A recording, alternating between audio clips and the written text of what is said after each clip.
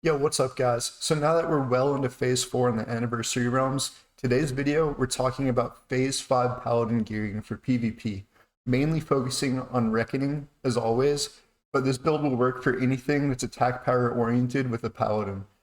Before I start, I know I haven't been putting out a lot of long form content as much lately. I just haven't really been feeling it as much, like the whole like I guess news kind of videos are talking about that. But I will make videos giving my thoughts on things that I feel like I should talk about, but I just haven't been feeling it lately. I am just still going to be putting out a lot of paladin content just in general on like the anniversary realms and probably going into TBC also.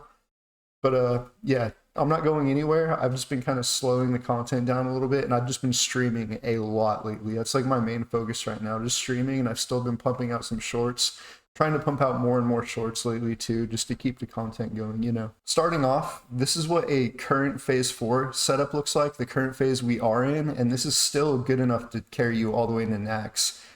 So Nax, it will get a little bit crazier, like the power creep is pretty insane. Even in AQ40, the power creep goes up. But if you aren't planning on like raiding or anything, this setup will still do well in phase 5 and even in phase 6. And I'm probably like 4 or 5 pieces off. Like I don't have Dragon's Blood Cape. I don't have Judgment Bindings. I have the Berserker Bracers, but it would be nice to get these. I use strongholds rather than the martial gloves. I actually don't have Hodge yet because I'm lazy as fuck. But generally, this is like exactly what I'm wearing currently right now. And it will still be good in phase 5. But what changes will we make in phase 5? I'll show you right now. So this is like a phase 5, like kind of bare minimum, bare bones setup. Like you got rank 14. You have all the like BOEs or gear from reps and ranking and all that stuff. This is like the minimum setup that you can run.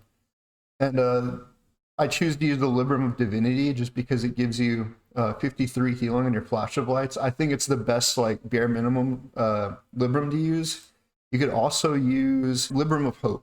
This one's really good. And then Libram of Grace. If you can get your hands on this, this is best in slot. So I would say the 3 Librams you would want to use is Hope or Divinity, either one, because this one's pretty good. Reduces the mana cost of your seal spells by 20. And then Libram of Divinity increases healing done by Flash of Light by up to 53, which is really nice. And then you got Libram of Grace, which is reduces the mana cost of your cleanse spell by 25. But in my opinion, that's the best one to get. If you can get your hands on it, that's the one to get. I'll just switch that over.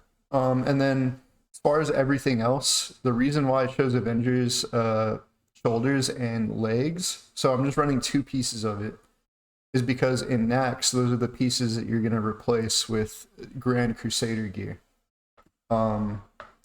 Alternatively, you could go with the helmet, because the helmet is really good.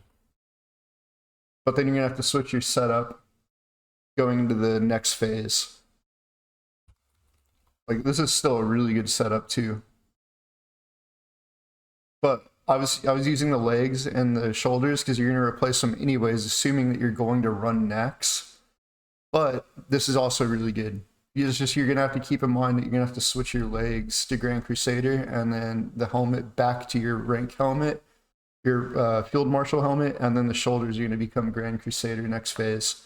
As far as capes, if you can get your hands on like a Dragon Blood cape, just because it has so much stam, it's really good.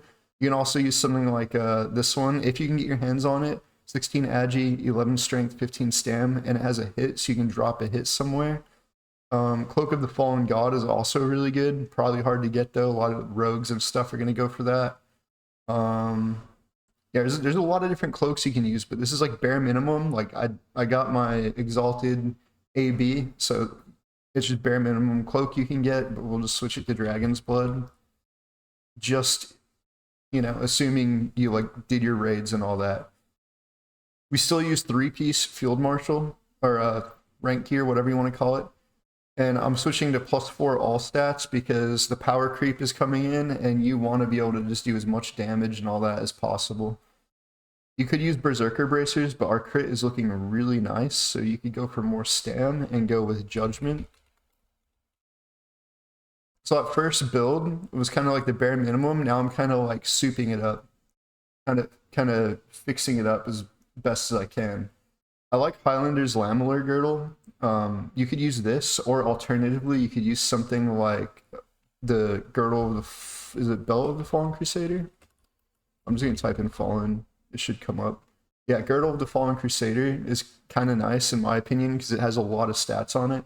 20 strength, 15 stam, 17 int, 13 agi, and or 13 spirit, and has 10 agi. The spirit doesn't matter, but say we'll switch into that.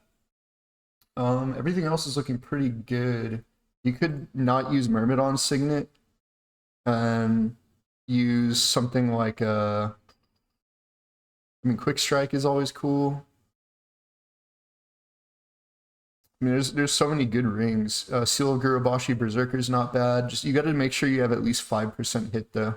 So just keep that in mind. But there's a lot of different rings that are really good. Oh yeah, that Reckoning ring.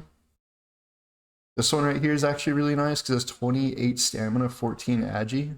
So if you want to just go big stam, you could use that. And this is probably the most you ever want your health to be, like 5.6 with kings, 5.2. I mean, you can. I don't think you should bump up your health more than where it's at right now. And you still have 22.6% crit. Nice looking attack power, 836. Pretty good stats all around. Let's see what the spell is looking like. I mean, the spell isn't too crazy, but we're chilling.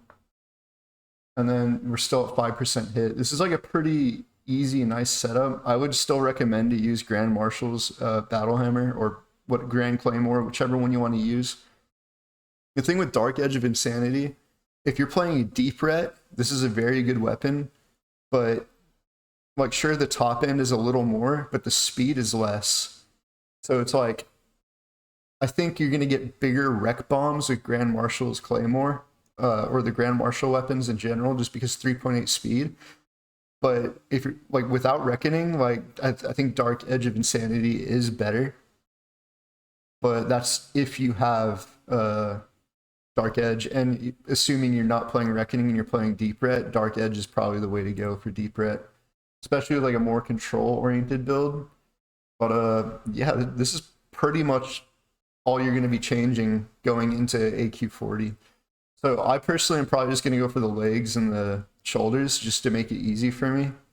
And then maybe trying to switch out some other stuff. But this is pretty much what your phase 5 Reckoning Paladin build is going to look like. Something around the lines of this. And you can, there's, you know, obviously you can mix and match some stuff. I had that like kind of bare bones build showing, and then I switched out some pieces, and this is what I came up with. But yeah, that's pretty much it. That's pretty much all I got for this video. That's my Phase 5 AQ40 Reckoning PvP gear guide. Thanks for watching. If you enjoyed the content, leave a like, comment down below, subscribe to the channel. Let's keep that RET Paladin dream alive. Come hang out over on Twitch sometime. Same name, Stephen Bones. Pretty much all I got. Thank you guys for watching. Peace.